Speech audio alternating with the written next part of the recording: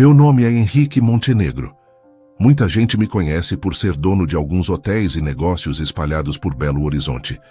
Mas, sinceramente, eu nunca fui bom em lembrar o nome dos outros, muito menos em prestar atenção nas histórias por trás de cada rosto que cruzava meu caminho. Eu fui criado acreditando que emoção era fraqueza e que compaixão era um luxo que o dinheiro não podia comprar. E talvez por isso, aquela noite tenha mexido tanto comigo. Eu saía do meu hotel na Savassi, depois de uma reunião chata que parecia não acabar nunca. Já passava das 11 da noite e o ar estava frio, típico de Belo Horizonte em junho. O vento gelado batia no rosto e me fazia apertar o paletó que eu nem tinha fechado direito. Caminhava olhando o celular, lendo e respondendo e-mails como sempre. Minha cabeça estava cheia de números, prazos, metas. Eu nem reparava direito por onde pisava. Até que tropecei em algo, ou melhor, em alguém. Um corpo jogado na calçada, bem na frente da fachada iluminada do meu hotel mais luxuoso. O barulho do impacto foi seco. Eu quase xinguei em voz alta, irritado. Levantei os olhos, pronto para chamar o segurança e mandar tirar aquilo dali. Mas aí eu vi e congelei. Era uma mulher, magra ao ponto dos ossos parecerem querer furar a pele.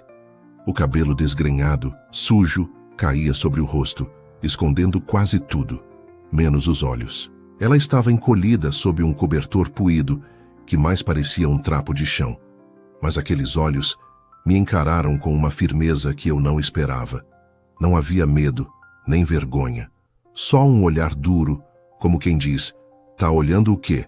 Nunca viu miséria de perto? Por um instante eu fiquei ali parado, segurando o celular no meio do caminho, sem saber o que dizer ou fazer.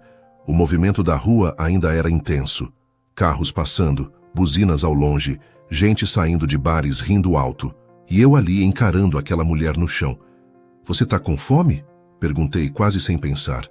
A voz saiu baixa, arranhada, como se eu mesmo não estivesse acostumado a usar palavras assim. Ela não respondeu. Só continuou me encarando, séria, com os olhos cravados nos meus. Depois de alguns segundos, fez um leve movimento com a cabeça. Um quase aceno, como se o corpo não tivesse força nem para um sim completo. Em outras épocas, em outros dias, eu teria dado as costas, ou mandado o segurança resolver. Mas algo naquela mulher me prendeu, algo que eu não sei explicar até hoje. Talvez fosse o orgulho estampado na postura dela, mesmo ali, sentada no chão frio. Ou talvez fosse o fato de que, pela primeira vez, alguém me olhava sem bajulação ou medo. "Levanta aí. Vamos comer alguma coisa." Falei meio sem jeito. Ela demorou a se mexer. Tentou apoiar o corpo e quase caiu de novo. Só então percebi que mancava de uma perna. Os lábios estavam partidos, secos pelo frio. Quando finalmente ficou de pé, ficou claro que o cobertor mal cobria o corpo dela. E os pés, descalços, naquela noite fria. Eu respirei fundo e tirei o paletó, sem pensar muito. Coloquei sobre os ombros dela. Ela me olhou surpresa, desconfiada, mas não disse nada. Começamos a andar em direção à entrada do hotel e eu sentia todos os olhares em cima da gente. Hóspedes, recepcionistas, seguranças, todos pararam o que estavam fazendo para nos acompanhar com os olhos. O chão de mármore do saguão ecoava nossos passos. Cada pisada descalça dela fazia um som diferente, um toque oco, quase triste. O ambiente cheirava a madeira envernizada, perfume caro e café recém-passado. Era um cheiro que eu sempre gostei, mas que naquela noite pareceu estranho. Levei ela até o restaurante do hotel. Um espaço chique, mesas de madeira escura, toalhas impecáveis, garçons vestidos de preto e branco, um pianista tocando algo suave num canto. Senti as cabeças se virarem. As conversas baixaram de tom. Eu já estava acostumado a ser o centro das atenções, mas daquela vez era diferente. Ela parou na porta do restaurante e hesitou. Baixou a cabeça por um instante. Eu ia dizer alguma coisa, mas antes que eu falasse, ela ergueu o queixo com firmeza como quem decide que não vai se envergonhar de onde veio. Me acompanhou até a mesa mais afastada. Quando puxei a cadeira, ela se sentou devagar, ajeitando o cobertor nos ombros como se fosse um manto de realeza. Pode pedir o que quiser, falei tentando soar casual, mas era estranho. Eu mesmo não sabia o que estava fazendo. Tem pão com manteiga? E café preto? Ela perguntou, com a voz rouca, mas firme. Assenti. Eu pedi o mesmo. Ficamos em silêncio por alguns minutos. Eu não sabia puxar conversa, e ela parecia não querer falar. O pianista tocava um bolero suave, que se misturava com o tilintar dos talheres e copos nas outras mesas. Qual seu nome? Perguntei finalmente. Ela ergueu o olhar como se não esperasse a pergunta. Lívia. E você dorme... onde? Ela deu um sorriso torto, triste. Onde o dia me deixa. Às vezes na praça, às vezes na igreja, às vezes na calçada de um homem rico. Eu não soube o que responder. Fiquei olhando para ela, tentando entender quem era aquela mulher, porque mesmo suja, maltrapilha, havia nela um jeito. Um jeito que não combinava com as ruas, e antes que eu percebesse, eu já tinha decidido. Quer passar a noite na minha casa? Não é nada indecente. Só cama, banho, comida. Só isso. Ela me encarou séria, os olhos brilhando de um jeito que eu não sabia se era raiva, surpresa ou desconfiança. E o que o senhor ganha com isso? Eu engoli seco. A verdade? Eu não fazia ideia. Eu não soube responder à pergunta dela. O que o senhor ganha com isso? Ficou ecoando na minha cabeça enquanto saíamos do restaurante e atravessávamos o saguão do hotel. Os funcionários desviavam o olhar, fingindo não ver, mas eu via o incômodo nos rostos. A diferença de mundos entre nós era gritante. Eu com meu terno alinhado, mesmo sem paletó, e ela com o cobertor sujo nas costas, descalça, caminhando devagar, como se cada passo fosse um esforço. Ainda assim, havia algo nela que não deixava espaço para pena, só respeito. No estacionamento, entreguei o ticket ao manobrista, que demorou mais que o normal para trazer o carro. Quando o vi chegando, o manobrista olhou para Lívia e depois para mim, confuso, mas não falou nada. Abri a porta do banco de trás, mas ela não hesitou. Sentou-se na frente, ao meu lado. E isso me arrancou um sorriso discreto. Ela não se colocava no lugar de passageira inferior. Ela queria ver o caminho. No caminho até minha casa, no condomínio fechado da Pampulha, o silêncio reinava. Eu mantinha o olhar na estrada, mas de canto de olho via o jeito como ela encostava o rosto no vidro, olhando as luzes da cidade passando depressa. Ela parecia fascinada, como se estivesse entrando em um universo paralelo. Me perguntei o que aquela mulher já tinha vivido. Que tipo de história tinha sido enterrada sob aquele cobertor velho? Quando chegamos, o portão eletrônico se abriu devagar. As luzes do jardim se acenderam automaticamente, iluminando o caminho de pedra até a porta principal da casa. Dona Vera, minha governanta há anos, já esperava na porta. Quando viu Lívia descendo do carro, com o cobertor nos ombros e os pés sujos, arregalou os olhos. Eu fiz um sinal com a mão para ela não dizer nada. Prepara um quarto de hóspedes, Vera. Ela vai passar a noite aqui. Falei direto, sem dar espaço para perguntas. Vera me olhou como quem pede explicações sem palavras. Só resmungou um "sim, senhor", e desapareceu para dentro da casa. Eu guiei Lívia até a entrada. Ela caminhava devagar sobre o piso de mármore, olhando para os lados como se estivesse pisando num museu. Os quadros nas paredes, os candelabros, o cheirinho de lavanda misturado com madeira polida, tudo parecia novo para ela. Eu via isso nos olhos curiosos que ela tentava disfarçar. "Bonito aqui", ela murmurou, passando a ponta dos dedos na moldura de um quadro. Eu apenas dei um sorriso discreto e a conduzi até o corredor dos quartos. Parei na porta do banheiro. "Toma um banho, tem toalha aí. Vera vai trazer uma roupa limpa", falei, sem encará-la diretamente. "Quando terminar, descansa. Amanhã a gente conversa." Ela assentiu com um gesto leve, sem me agradecer, sem bajular, e isso me intrigou ainda mais. Subi para o meu escritório, mas não consegui me concentrar em nada. Cada vez que tentava abrir o notebook, ouvia o som da água caindo no banheiro lá embaixo, ou os passos dela pelo corredor. Era como se a presença dela mexesse com o ritmo da casa. De repente, ouvi um comentário vindo da cozinha. Vera cochichava com o cozinheiro. Essa mulher não é qualquer uma, não.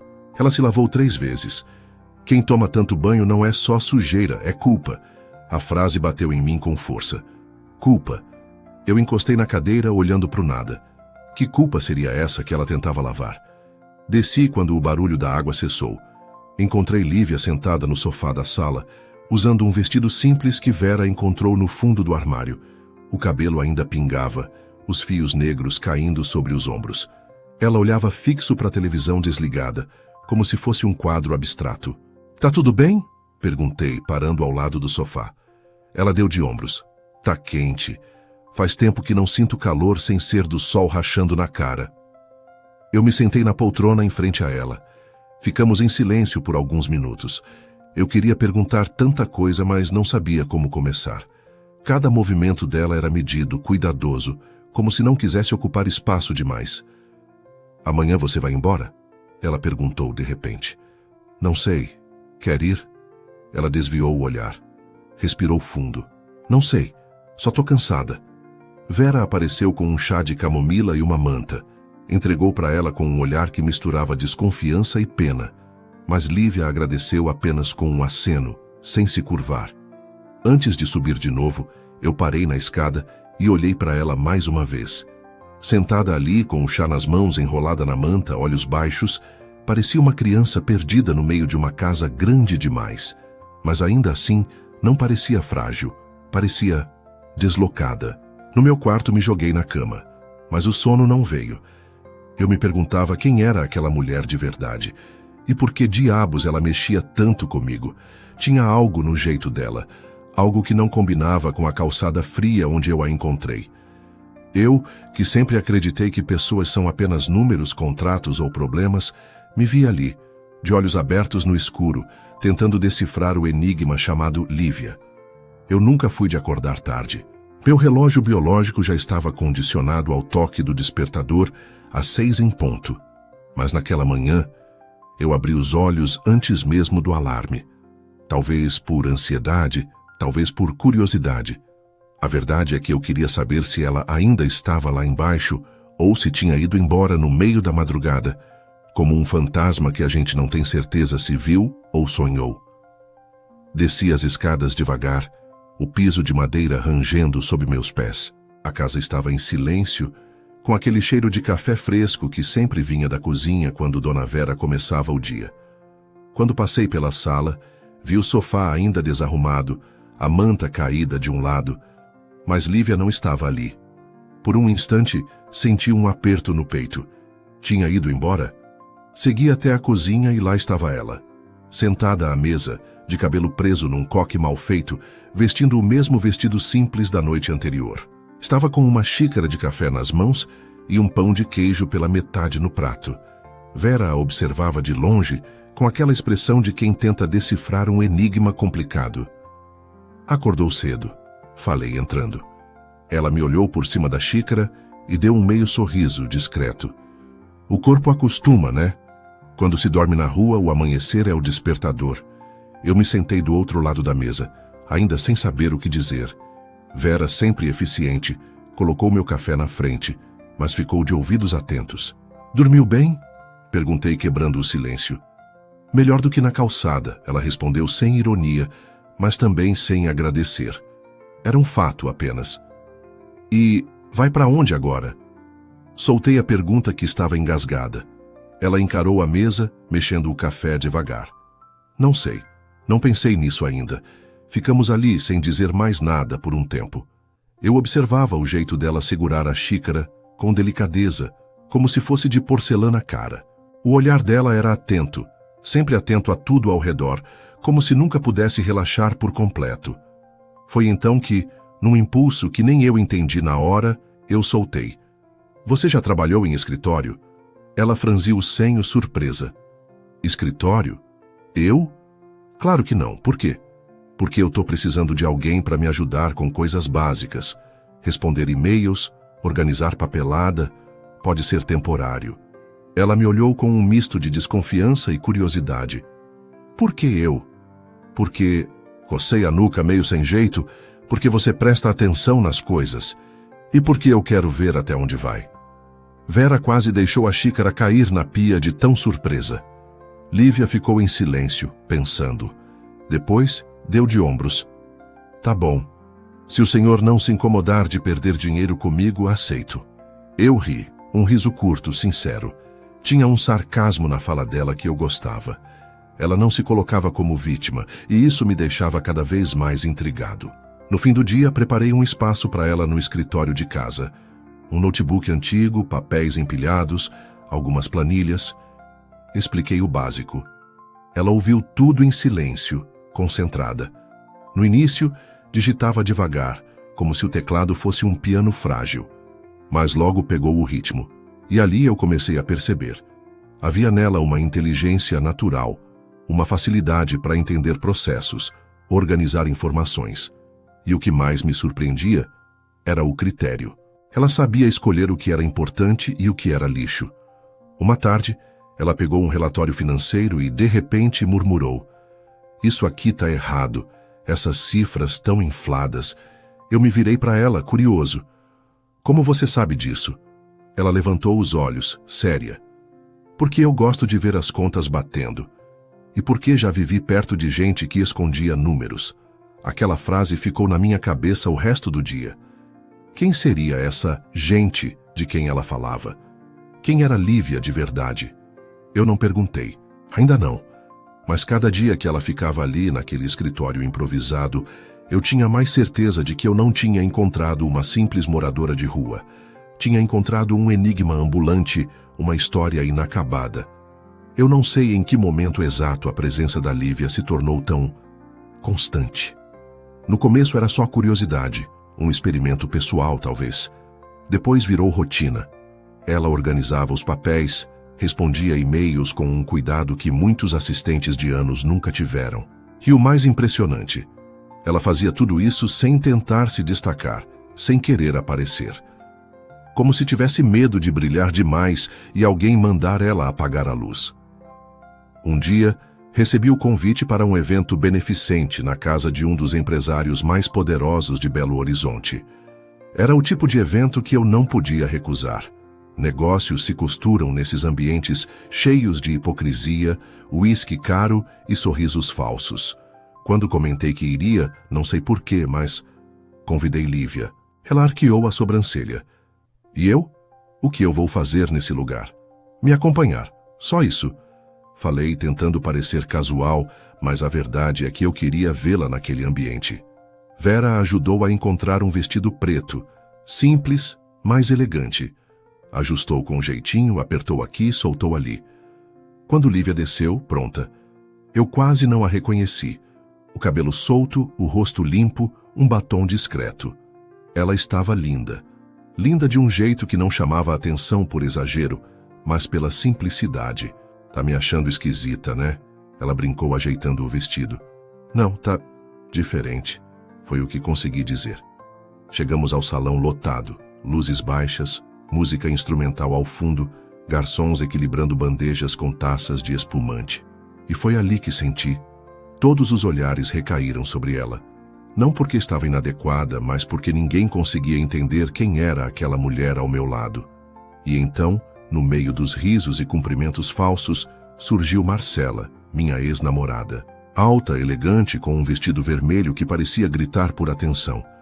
Ela se aproximou com aquele sorriso que eu conhecia bem. Sorriso de veneno. Henrique. Sempre surpreendendo. Quem é a acompanhante? Lívia abaixou o olhar, desconfortável. Eu ia responder, mas Marcela não esperou. Nova obra de caridade? Perguntou com aquele tom ácido. Eu travei. Não consegui dizer nada. Me senti de novo o moleque inseguro que precisa da aprovação dos ricos. Lívia me olhou. Não disse nada, mas o olhar dela gritava. Você vai me defender ou vai fingir que não me conhece? Marcela se aproximou mais. Querida, se vai fingir que pertence a esse mundo, pelo menos aprende a usar salto. Você anda como quem ainda pisa em lama. Algumas pessoas por perto deram risadas discretas. Outras fingiram que não ouviram, mas os olhos brilhavam de curiosidade. E eu, parado, com vergonha. Um empresário acostumado a comandar salas cheias e ali, impotente. O olhar da Lívia para mim foi devastador. Ela não disse nada. Apenas respirou fundo e desviou o olhar, como quem engole o orgulho para não cuspir raiva.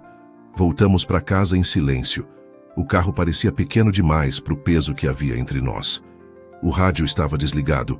O único som era o motor e minha respiração pesada.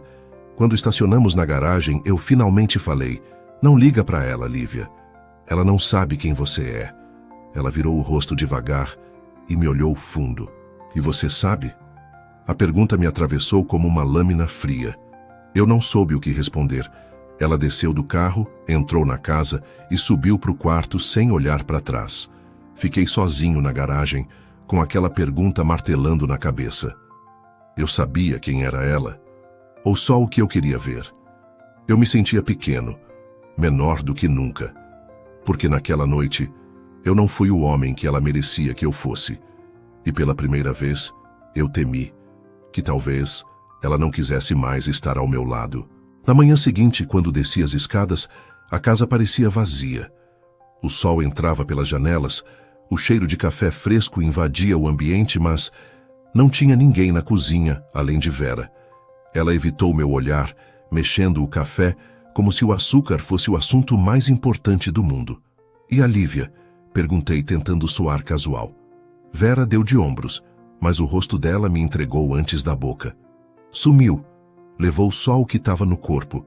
Nem mexeu nas roupas que deixei no quarto." Eu me sentei à mesa, um peso no peito. Ela tinha ido embora. E pior, tinha ido embora por minha culpa. Porque eu não soube defendê-la, não soube honrá-la na frente daquela gente que sempre me cercou. Em cima da mesa, sobre o lugar onde ela costumava tomar café, tinha um pedaço de papel dobrado. Um bilhete escrito à mão. "Desculpa, eu não posso manchar seu nome com o meu passado." E ao lado do bilhete, um crachá velho, desbotado, com o nome Carlos Paiva e o símbolo de uma antiga campanha política. Eu peguei aquele crachá e encarei por minutos. Eu conhecia aquele nome. Era impossível não conhecer. Carlos Paiva tinha sido um deputado famoso em Minas. Um cara que, anos atrás, foi envolvido num escândalo de corrupção que terminou em tragédia.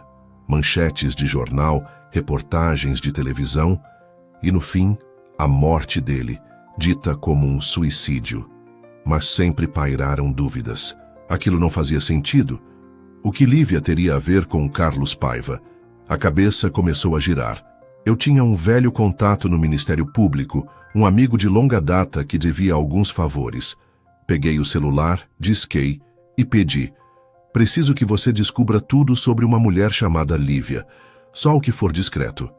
Ele perguntou o sobrenome. Eu travei. Eu não sabia. Passei o dia tentando lembrar, vasculhando na cabeça cada conversa que tivemos, cada gesto, cada fala que pudesse me dar uma pista sobre quem ela era. E tudo o que eu tinha era aquele crachá, um nome político do passado e uma sensação horrível de ter deixado algo escapar. Naquela noite, eu não consegui dormir. Andava pela casa feito um fantasma. O sofá ainda tinha o formato do corpo dela. A manta ainda guardava o cheiro de lavanda, misturado com algo que eu não conseguia nomear, mas que era dela. Vera me observava em silêncio, com aquele olhar de mãe que sabe que o filho está doente. Mas não adianta perguntar porque ele não sabe explicar. No terceiro dia sem notícias, eu decidi sair. Peguei o carro e dirigi sem rumo por Belo Horizonte. Parei em esquinas, olhei sob viadutos, caminhei por praças onde moradores de rua se aglomeravam.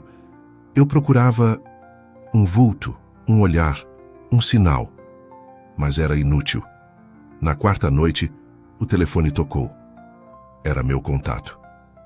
"Henrique, tem certeza que quer saber disso?" "Fala logo", eu disse irritado. O nome completo dela é Lívia Paiva, filha de Carlos Paiva, o deputado que foi morto naquele escândalo. Meu corpo gelou. O telefone quase caiu da minha mão. Eu pedi mais. Queria detalhes. O pai dela foi acusado de corrupção pesada, lavagem de dinheiro, esquema com empreiteiras. Mas há registros internos que indicam que ele estava prestes a denunciar empresários grandes. Um deles, o seu pai, Henrique. As palavras bateram como um soco. Eu sabia que meu pai era ambicioso, mas isso? Manipular justiça? Comprar juízes? Matar um homem? Eu não queria acreditar. E então, quando já era tarde da noite, a campainha tocou. Corri até a porta. Era Vera, pálida. É a Lívia. Tá lá fora. Abri a porta e lá estava ela. Roupas amassadas, rosto cansado, olhos baixos, mas de pé, inteira. Firme. A gente precisa conversar, ela disse com a voz firme, mesmo cansada. Eu só consegui abrir espaço e deixá-la entrar. Meu coração disparava. Eu sabia que o que vinha dali para frente mudaria tudo. Ela entrou devagar, o passo arrastado, como quem carrega o peso do mundo nos ombros. O rosto de Lívia estava abatido, mas os olhos ainda tinham aquela força, aquele brilho que me deixava desconcertado. Fechei a porta atrás dela e ficamos um tempo em silêncio, no corredor, como se nenhum dos dois soubesse por onde começar. Eu sinalizei para irmos até a biblioteca, um dos lugares mais reservados da casa. Ela caminhava devagar, sem olhar para os lados, apenas com as mãos entrelaçadas à frente do corpo. Quando chegamos, ela ficou de pé, no centro da sala, respirando fundo, como se precisasse criar coragem para falar. Meu nome completo é Lívia Paiva. Sou filha do ex-deputado Carlos Paiva. A voz dela saiu baixa, mas firme. Senti o chão desaparecer sob os meus pés. Eu sabia o que isso significava. As peças começaram a se encaixar. O crachá, o bilhete, os olhares perdidos dela.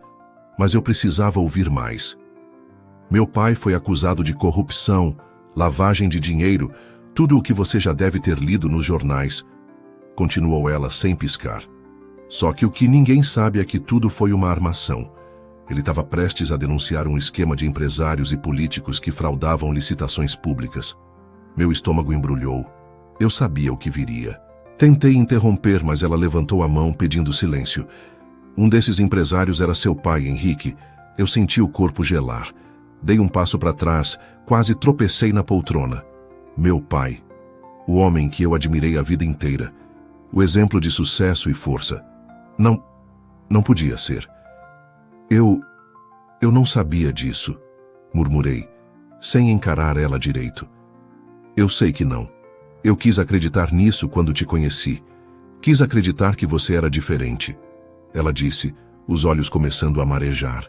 Ela me contou que depois da morte do pai, que chamaram de suicídio, mas ela sempre acreditou ter sido assassinato, a mãe dela entrou em depressão profunda. Aos 16 anos, Lívia fugiu de casa porque não aguentava mais ver a mãe morrendo aos poucos. Desde então, viveu fugindo, mudando de nome, de cidade, até acabar na rua. Eu estava sem palavras. Só conseguia encarar o chão, o tapete persa sob meus pés, parecendo um abismo sem fim. Por que você não me contou antes, me perguntei com a voz fraca. Porque eu tinha medo, porque eu quis acreditar que você era diferente. E por um tempo... Foi. Eu senti raiva. Não dela. De mim mesmo, do meu pai, do mundo. Eu queria poder apagar tudo aquilo. Eu queria gritar que eu não tinha culpa do que meu pai fez. Mas as palavras não vinham. Só o peso. O maldito peso.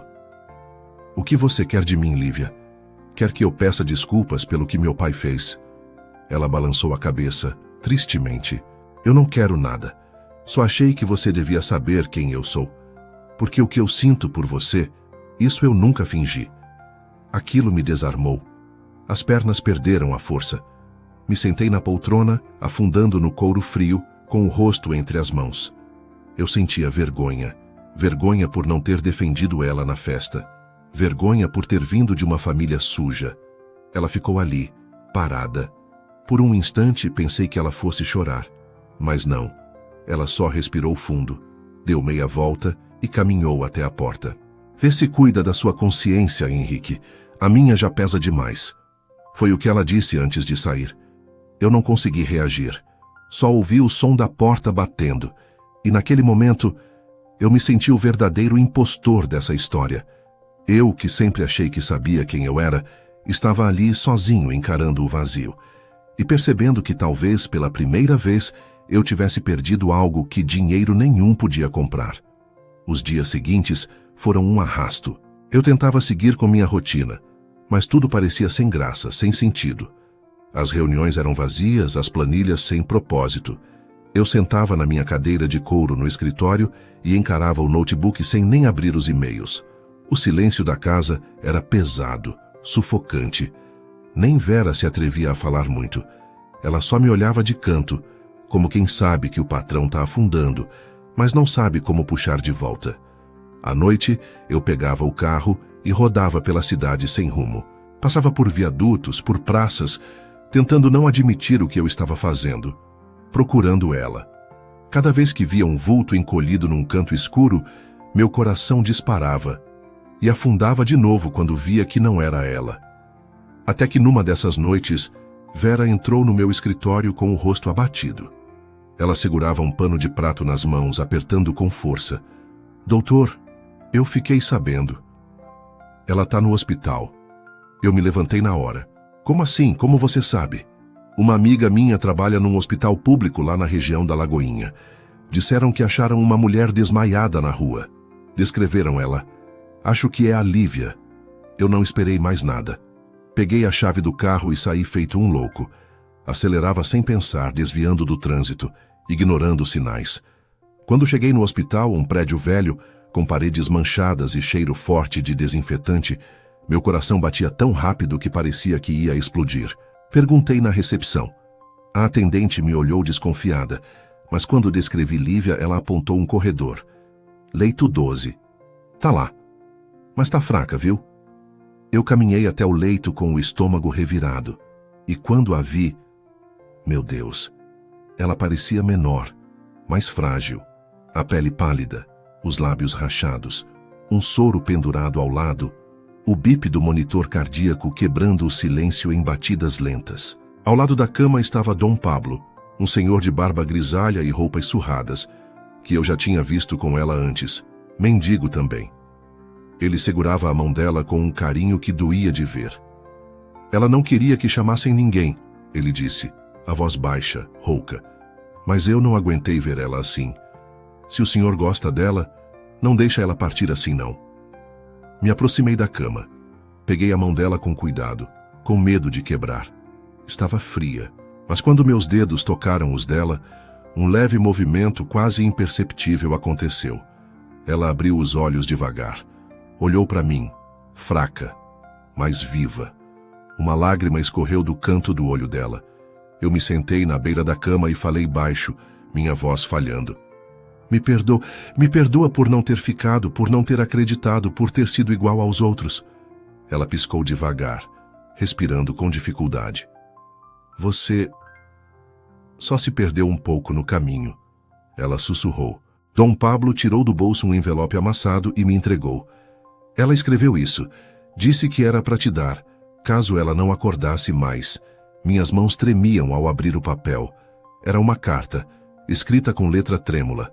As primeiras linhas já me fizeram engolir em seco. Se você está lendo isso, talvez meu corpo tenha desistido antes do meu coração. Eu não queria que você me visse assim, mas eu precisava dizer, eu te perdoo.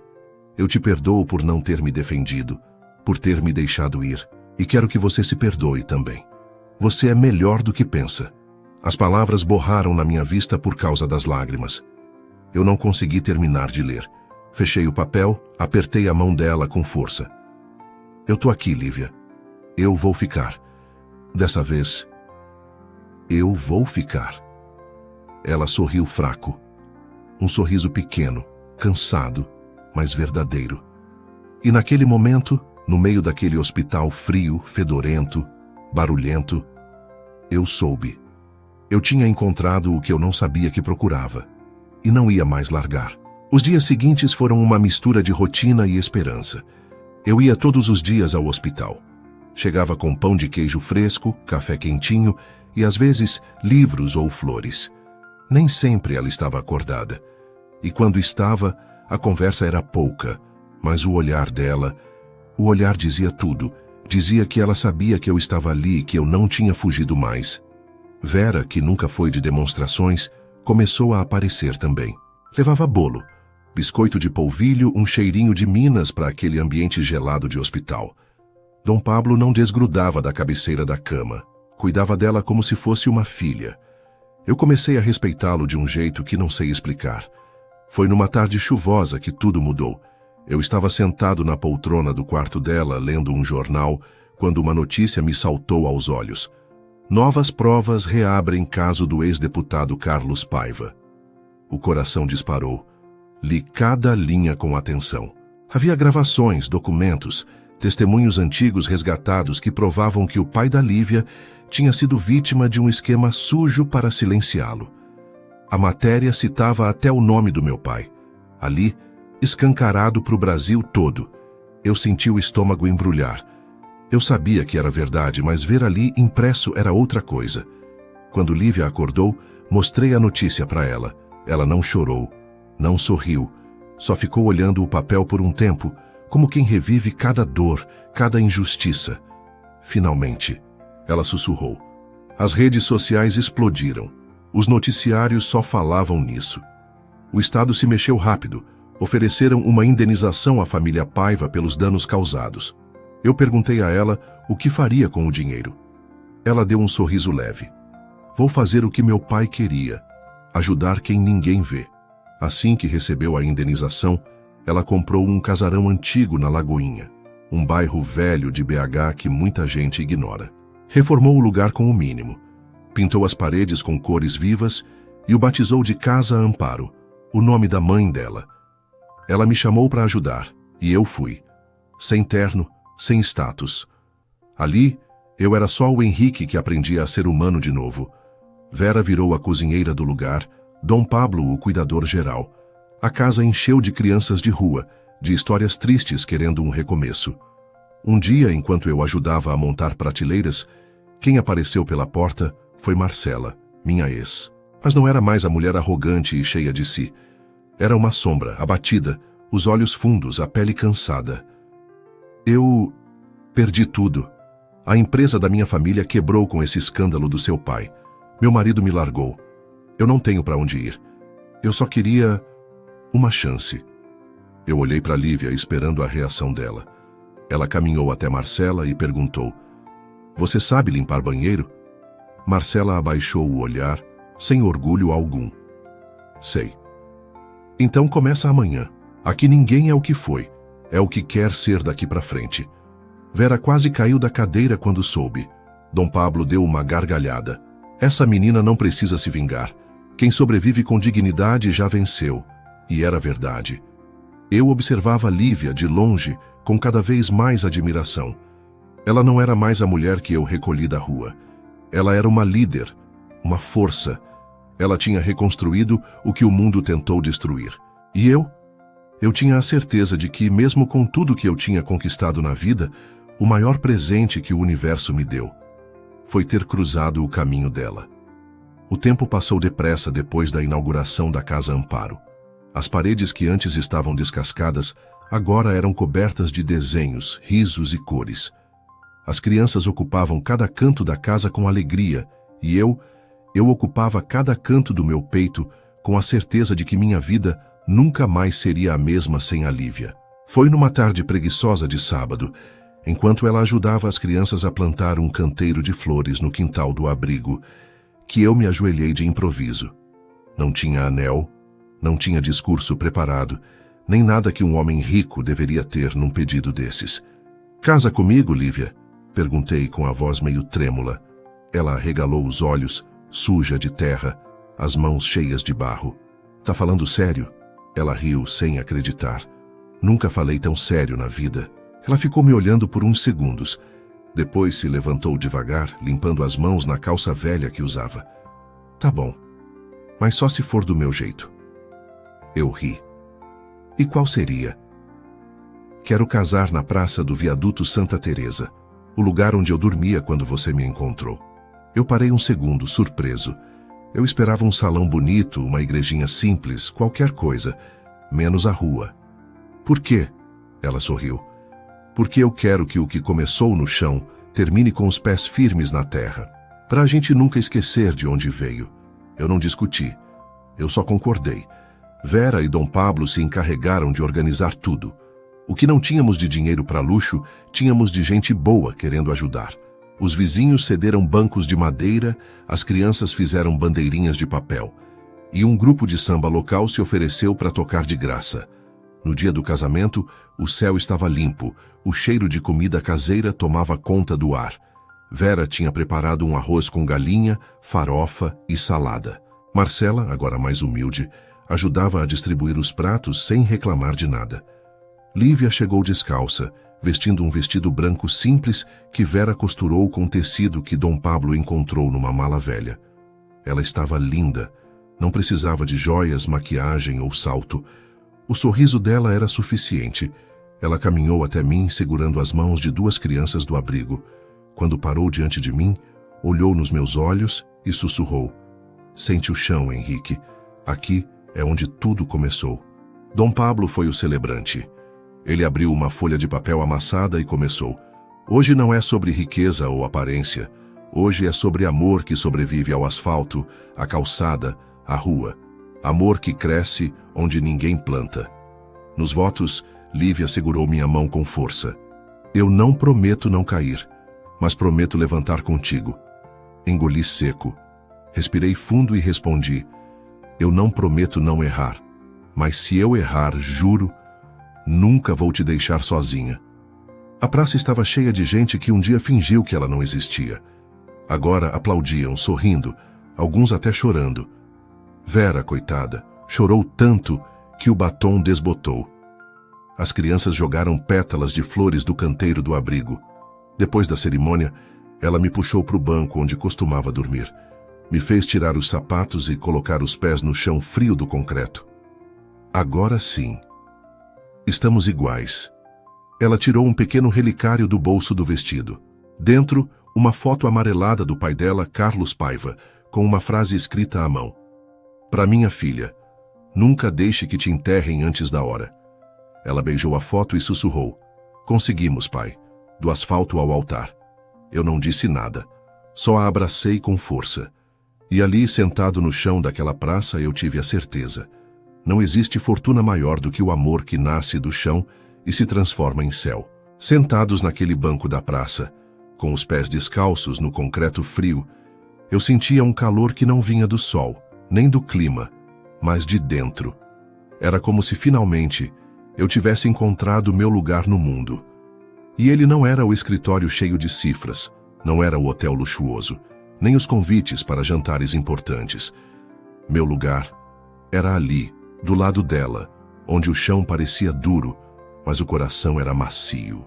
Lívia guardou o relicário do pai no bolso do vestido, ajeitando o tecido com cuidado, como se tivesse guardado um tesouro. Eu a observava em silêncio, sem vontade de dizer nada, apenas absorvendo a presença dela. O cheiro suave do sabonete simples que ela usava, o barulho das crianças brincando ao fundo, o samba ecoando das caixas de som improvisadas. "E agora?" perguntei, com um sorriso torto. "O que a senhora Paiva Montenegro quer fazer do resto da vida?" Ela me olhou com um brilho divertido nos olhos. "A senhora Paiva Montenegro quer plantar flores. Muitas. Em cada canto onde alguém já chorou."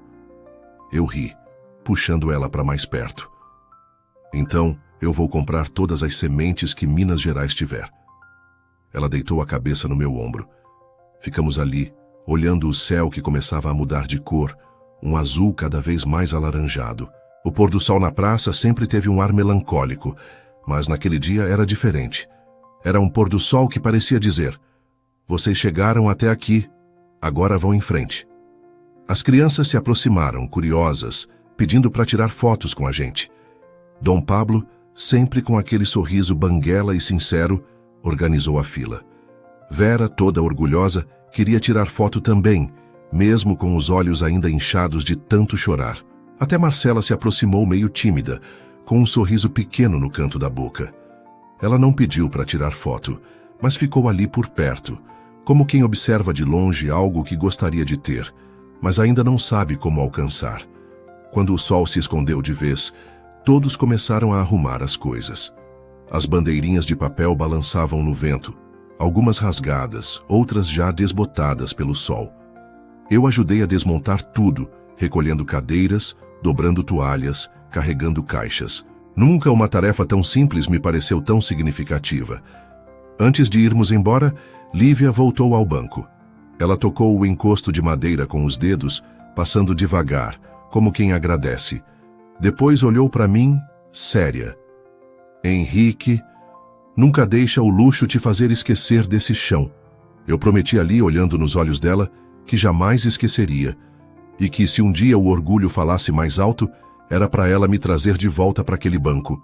Voltamos para casa Amparo de mãos dadas, caminhando pelas ruas de Belo Horizonte, como dois jovens qualquer, anônimos, felizes, sem precisar de palco. Quando chegamos, as crianças correram para dentro. Dom Pablo foi cuidar das plantas e Vera para a cozinha. Ficamos na varanda, sentados no chão, olhando a noite chegar.